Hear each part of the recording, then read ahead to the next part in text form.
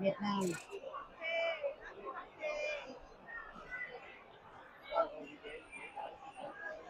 อาจจะเซ็นขาดของเขาอันนี้เดินเนี่ยเขาก็ลงมาเขาก็มาหอด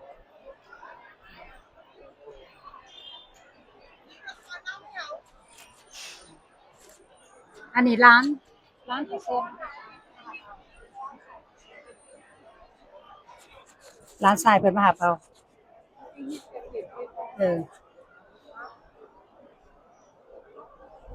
หอนก็หอนอันนี้นะจะเป็นหอนคนหอนวาหอนร้าย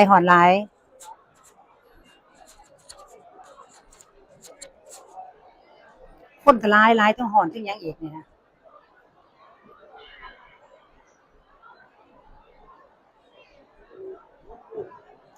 โหดว่าโอ้ยแต่มันเบิ่งเด้อนี่เด้อ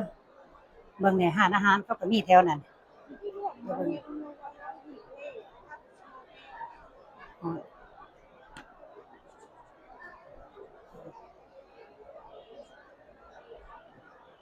งามเฉยได้อนี่นะเพิ่นเนี่ยเขา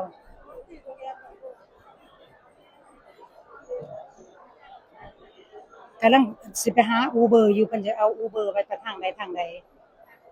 เอาจังไดอืมเดี๋ยวเบิ่งแหม่ตัวนั้นบักใหญ่คนก็หลายเด้อคนหลายอืมแม่นบ่โพดว่าเพิ่น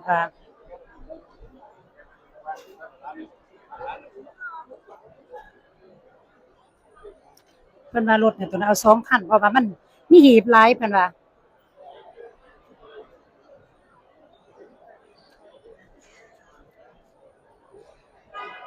ร้อนก็ร้อนอากาศนี่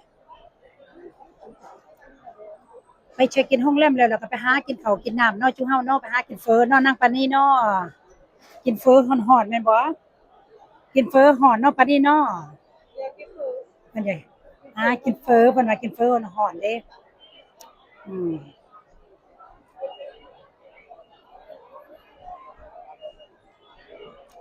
สิย่างไปทางต่อได้นี่ล่ะเพิ่นนั่นน่ะมักหลายสิย่างใส่ไปหาเอารถบัดนี้โอเคหลายเนาะไอ้บัดเนาะเป็นจังได๋เฮ้ยม่วนบ่โซฟาอากาศก็ดีเนาะแม่นบ่ร้อนเพิ่นว่าร้อนหลายเพิ่นว่าเทั้งร้อนเทั้งเอาเด้อนี่เด้อ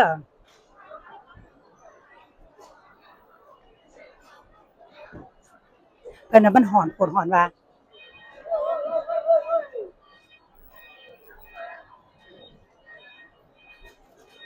อันนี้สิข้ามหนทางนี้ได้ข้ามโอ้โท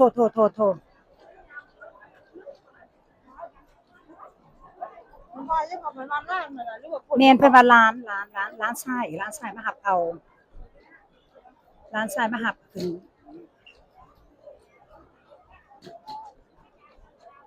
อันนี้ร้านเพิ่นย่างไปพู้น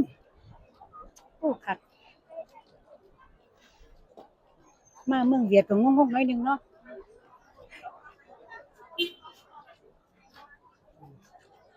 อันเด้บ่อนท่ารถเพิ่นบ่มันท่ารถอยู่นี่อันเด้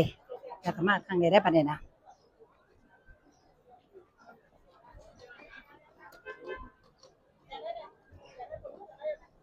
เพิ่นว่าขึ้นรถตัวนี้เพิ่นให้ขึ้นตัวนี้อุ๊ยนี่โอเคฝากก่อนโอเค that's fine เพิ่นว่าสิเอา2คันเพราะว่ามันหลายรถมันหลายหีบโพดเพิ่นว่าอืมอันนี้ของไอ้แซมกับหมู่เพิ่นไปตัวนั้นเอาตัวนี้ก่อน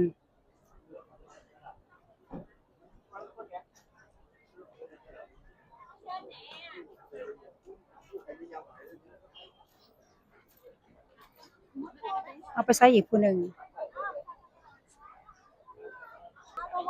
เฮาต้องเอาคันหนึงอีกเพิ่นว่ามันหลายคนหลายโพด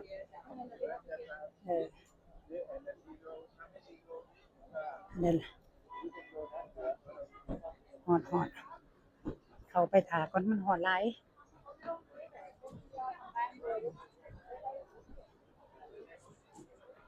โอเคบัดนี้เพิ่นสิขึ้นรถตัวน้อยเอาบัดนี้นะไปก่อนรถอ้ายไปก่อนรถ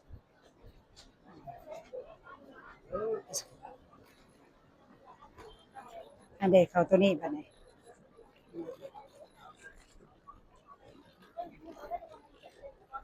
โอเค Cái này mình trả tiền rồi em phát.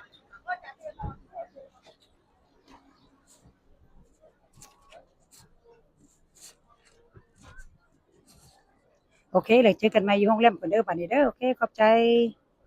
อันนี้เดี๋ยวนี้ขึ้นห้องแล้วขึ้นแล้วก็เตรียมแล้วบัดนี้ไปโรงแรมบัดนี้นะ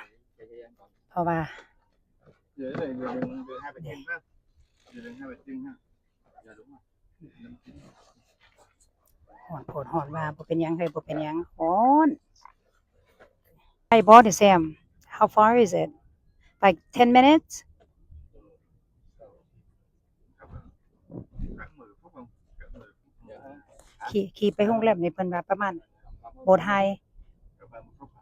About 30. โอ้เพิ่นว่าประมาณ30นาทีฮอดเพิ่นว่า About 30 minutes. โอเคขอบใจเพิ่นว่าประมาณ30นาทีฮอดโรงแรมเพิ่นว่าอืมก็ออกไปแล้วบัดนี้ออกสิโอเคเดี๋ยวเจอกันใหม่เด้อจักหน่อยโอเคขอบใจ